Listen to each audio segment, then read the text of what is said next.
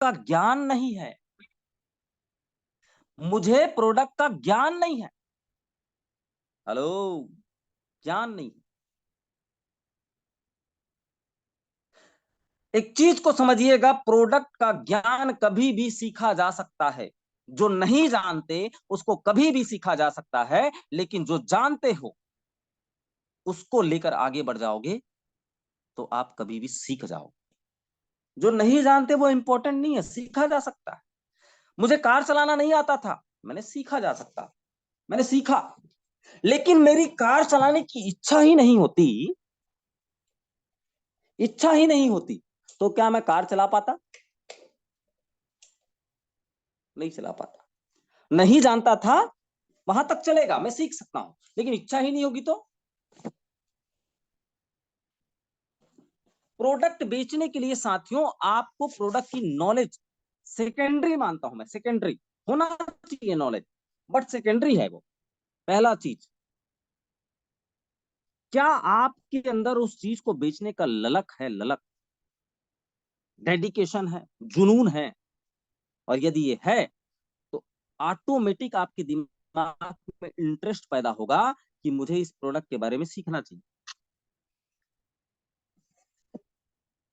अच्छा, कुछ लोगों को प्रोडक्ट का ज्ञान है भी तो वो नहीं बेचते।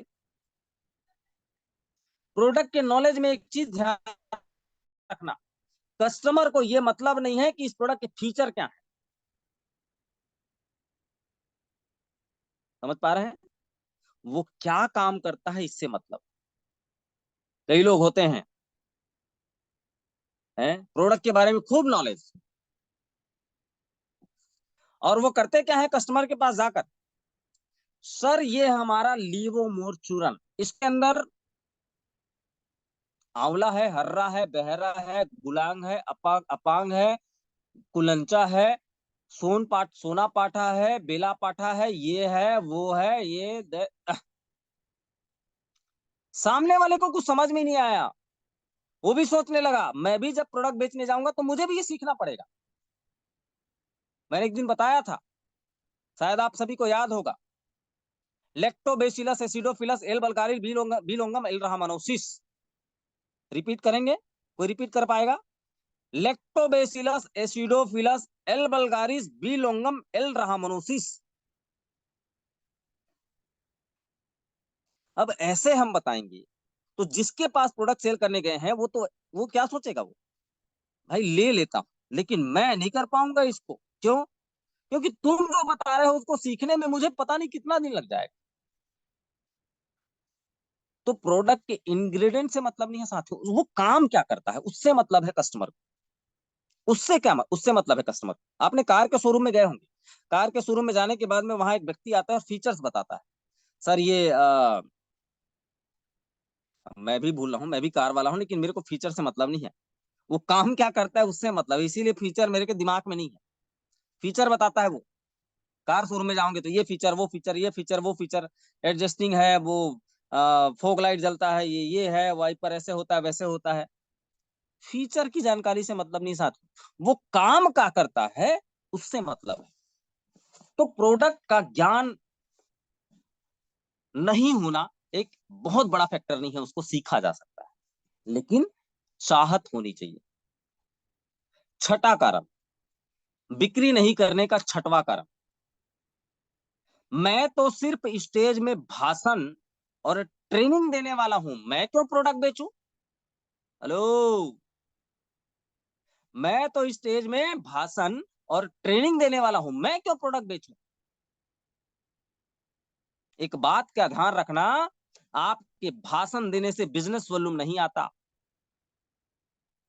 आपके अच्छे नॉलेज से बिजनेस वॉल्यूम नहीं आता, और कंपनी बिजनेस वॉल्यूम का पैसा देती है। जब तक सामान नहीं बिकेगा आपके नॉलेज, आपका भाषण, उसको अचार डाल दो, अचार, कोई काम का नहीं। प्रोडक्ट सेल होना चाहिए, प्रोडक्ट। और आपको प्रोडक्ट बेचना नहीं आता तो आपका भाषण, आपका नॉलेज कोई मतलब नहीं है साथ। अंगद का पैर जानते हैं आप सभी? रावण नहीं उठा पाया था। मैं पैर इसलिए बोल रहा हूं अंगद का पैर के उदाहरण, नेटवर्कर का भी पैर होता है, दो पैर होता है, दो पैर। एक पैर होता है फील्ड में और दूसरा पैर होता है स्टेज में। और वो नेटवर्कर कभी भी सफल नहीं हो सकता जिसका दोनों पैर फील्ड में हो या दोनों पैर स्टेज में हो। एक फील्ड पैर में, एक पैर फील्ड में और दूसरा पैर आपको स्टेज में रखना पड़ेगा, वही नेटवर्कर सक्सेसफुल हो सकता है। लेकिन लोग अपने आप को मोटिवेशनल स्पीकर, आजकल बड़े बड़े आ गए, आप देखे होंगे, हर आदमी लाइफ कोच, मोटिवेशनल स्पीकर है। पता चलता है वो शाम को खुद दुखी रहता है। लिखा है मोटिवेशनल स्पीकर, वो खुद दुखी रहता है, शाम को जब उसका चेहरा देखोगे ना लटक जाया रहता, दुखी रहता। लाइफ कोच लिखते हैं लोग, खुद की लाइफ बर्बाद हो रही है। प्रोडक्ट सेल करना पड़ेगा। कुल मिला के मेरा बताने का मतलब यह साथियों, बिक्री करना पड़ेगा। बिक्री, बिक्री नहीं होगा, sale sale sale, product product product, product sale product sale product sale product sale, जब तक नहीं होगा आपको बिजनेस फ्लो नहीं आएगा। सातवां कारण, सातवां कारण, अब प्रोडक्ट सेल कहां से होती है? फ्रेंचाइजी से। तो सातवां कारण जो मैंने लिखा है वो फ्रेंचाइजी के ऊपर लिखा है। मैं क्यों फ्रेंचाइजी खुलवा के मेरे, मैं क्यों फ्रेंचाइजी खुलवाऊं? मेरा डाउनलाइन खुलवाएगा। मैं रिस्क क्यों लूं भाई? फ्रेंचाइजी खुलवा के मेरा डाउनलाइन खुलवाएगा, उसको सेल करना है, उसको सामान बेचना है, उसको अपना बिजनेस वॉल्यूम बढ़ाना है, वो खुलवाएगा, मैं क्यों खुलवाऊं? क्योंकि बिजनेस फ्रेंचाइजी खुलवाने में लोग रिस्क महसूस करते हैं। एक बात को समझिएगा, मैं इसको एग्जांपल देके बता रहा हूं। मेरे पास कपड़े की दुकान, और उस कपड़े की दुकान में 2 लाख का सामान रखा हुआ है। तो मैं महीने में कितने का कपड़ा बेच सकता हूं? कमेंट करके बताएंगे। मेरे पास कपड़े की दुकान है, मेरे कपड़े की दुकान में 2 लाख का सामान है, मैं महीने में कितने का कपड़ा बेच सकता हूं? मैक्सिमम बताइए। चलिए, आप सभी के पास 1 मिनट का टाइम, सब लोग अपना अपना इच्छा जाहिर कीजिए। या दूसरा भी एग्जांपल मैं आपको बता दे रहा हूं। मेरे पास किराने की दुकान है जिसमें 2 लाख का सामान है, मैं कितने का सामान महीने भर में सेल करूंगा?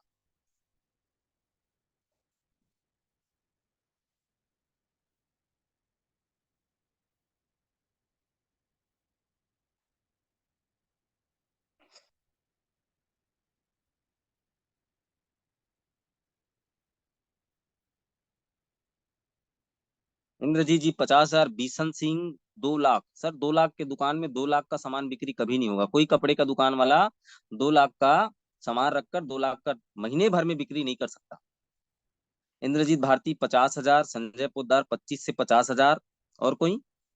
2 लाख का मेरे पास दुकान है, कम से कम 30 से 40,000। रामेश्वर जी 50,000। ठीक, कमेंट को बंद कर दीजिए। अब मैं ये कहता हूं आपसे, आपका जो दुकान है, चाहे वो कपड़े का हो चाहे किराने की दुकान है, उसमें 10% का मार्जिन है, 10%। आप सभी का जनरली जवाब आया 50,000। 50,000 का 10% कितना हुआ सर? 5,000। 5,000 हुआ ना? मतलब आपने दुकान खोला 2 लाख का, बिक्री हुई 50,000 की, प्रॉफिट मिला 5,000 का। 5,000 से आपका खर्चा नहीं चलता, आपको अपने इनकम को 50,000 बढ़ाना है। क्या करना है? आपको अपने इनकम को, अपने प्रॉफिट को 50,000 करना। नेटवर्क रुक रहा है क्या?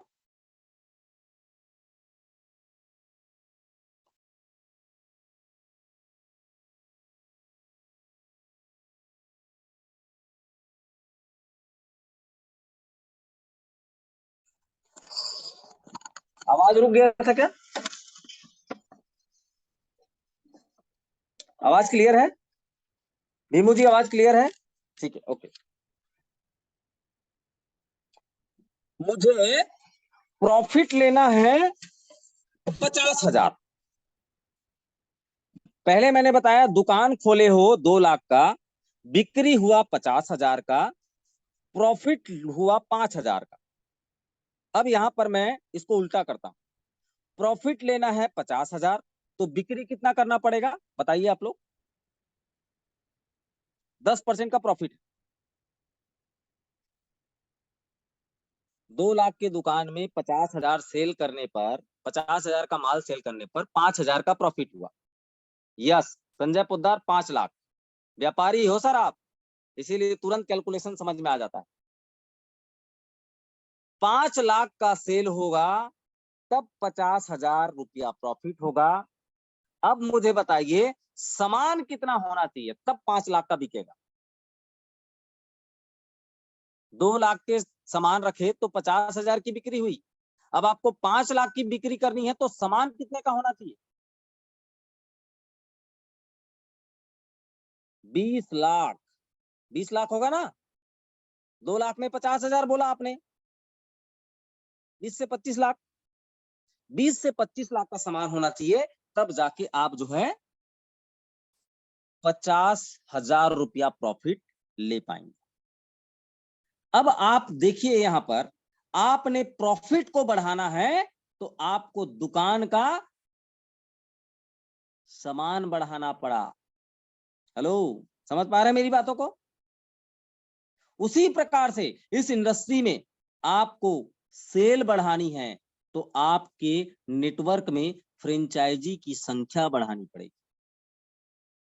फ्रेंचाइजी की संख्या नहीं होगी, आपका टर्नओवर नहीं हो सकता। साथ मैं ट्रेडिशनल में उदाहरण दे के आपको समझाया, मतलब एमएलएम में भी यही चीज लागू होता है। आप कमाना चाहते हो 1 लाख रुपया महीना और आपकी पूरी टीम में 1 लाख रुपया का फ्रेंचाइजी है, होगा प्रॉफिट? पॉसिबल है? नहीं है। आप कमाना चाहते हो 50,000 रुपए महीना, आपके नेटवर्क में 1 लाख रुपए की फ्रेंचाइजी है, होगा? नहीं हो सकता।